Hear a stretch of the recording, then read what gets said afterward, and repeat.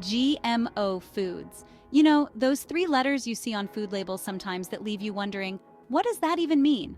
And more importantly, should I be eating this? GMOs can seem like something out of a science fiction novel, but they're increasingly common in our everyday lives. We're talking about corn, soybeans, even that papaya you had for breakfast. But GMOs are also a topic of intense debate, with passionate voices on both sides. Hey everyone, welcome to the DecaWonders Channel, your go-to channel for fact-based insights and interesting content. Today we're talking about a hot topic that's been buzzing around for years: GMO foods. What are they? Are they safe? And what's the deal with all the controversy? Let's break it down with 10 things you should know about GMO foods. Before we take a bite into these facts, please support our channel by subscribing. Thank you in advance, and let's get started. First things first, what does GMO even stand for? GMO stands for genetically modified organism. Basically, it means scientists have tinkered with the organism's DNA in a lab. Think of it like this: DNA is like the instruction manual for building and running a living thing. With GMOs, scientists are essentially going into that instruction manual and making some edits. They might add a gene from another organism to give it a desired trait, like resistance to a certain pest. Or they might delete a gene to reduce the amount of a naturally occurring toxin. The result?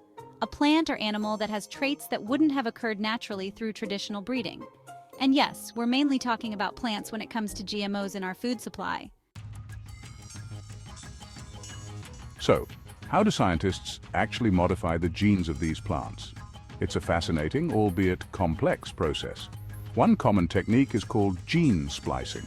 Imagine using tiny molecular scissors to snip out a gene from one organism and then pasting it into the DNA of another. It's a bit like cutting and pasting text in a document, but on a microscopic level. Another method involves using bacteria as tiny engineers. Certain bacteria have the ability to transfer genes to plants.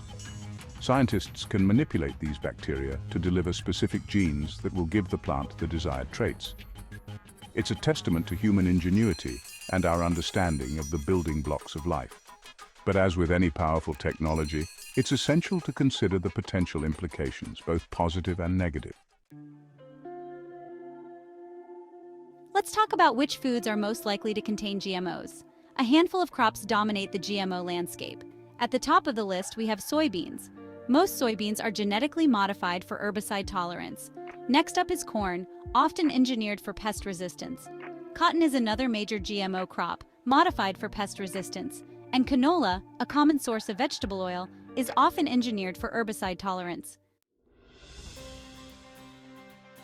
Proponents of GMOs argue that these modified crops can revolutionize our food system.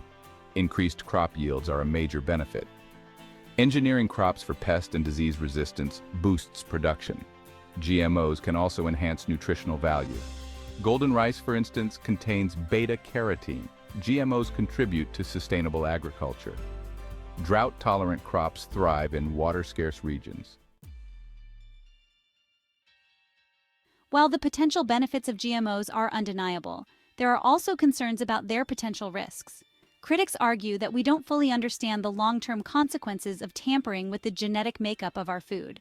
One concern is the potential for allergic reactions. Introducing new genes into a crop could create new allergens or trigger reactions in people with existing allergies. Another concern is the development of antibiotic resistance. Some GMOs are engineered with antibiotic-resistant genes, which could potentially transfer to bacteria in the environment or in our gut, making them resistant to antibiotics. There are also concerns about the environmental impact of GMOs. Herbicide-tolerant crops could lead to the overuse of herbicides, which could harm beneficial insects, contaminate water supplies, and contribute to the development of herbicide-resistant superweeds. With all the conflicting information out there, it's no wonder people are confused about GMOs. So, what does the science say? Numerous studies show GMOs are generally safe to eat. The World Health Organization, the American Medical Association, and the National Academy of Sciences agree there's no evidence of health risks. The environmental impact of GMOs is a topic of intense debate. Proponents argue GMOs can make food systems more sustainable, while critics worry about ecosystem harm. GMOs can reduce pesticide use. Pest-resistant crops need fewer insecticides. benefiting insects and water quality. But herbicide-tolerant crops increase herbicide use, harming biodiversity and soil health. There's also the issue of gene flow. GMO crops can cross-pollinate with non-GMO crops, spreading modified genes. We're now down to Fact 8. The GMO debate, a global patchwork of regulations. The regulation of GMOs varies widely around the world, reflecting the complex and often contentious nature of the issue. Some countries have embraced GMOs, while others have taken a more cautious approach. In the United States, GMOs are not subject to mandatory labeling, which means consumers often don't know whether the foods they're buying contain GMOs. In contrast, the European Union has stricter regulations on GMOs, including mandatory labeling for foods containing more than 0.9% GMO ingredients. Some EU countries have even banned the cultivation of GMO crops altogether. These differing regulations highlight the challenges of establishing a global consensus on GMOs. The debate is likely to continue as we grapple with the potential benefits and risks of this technology. Fact 9. GMOs in the grocery aisle. Are you eating them?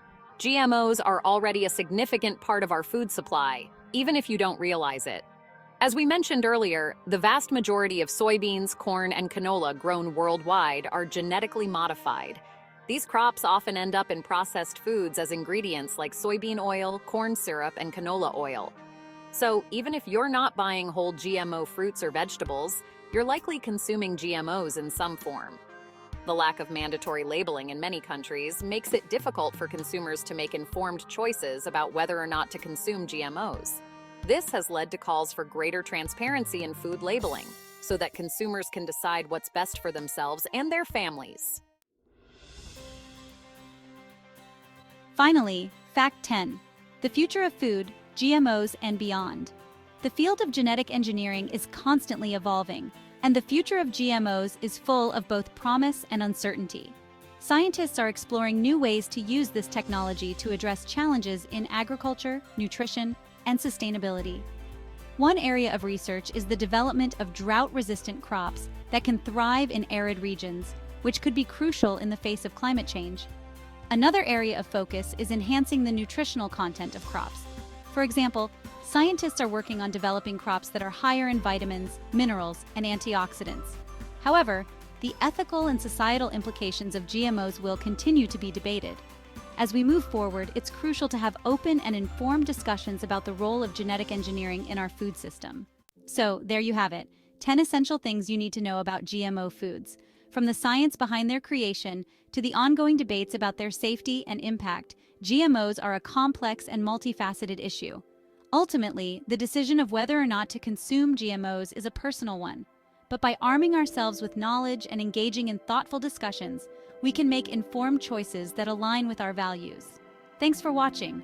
If you found this video helpful, don't forget to like, share, and subscribe for more informative content. See you next time.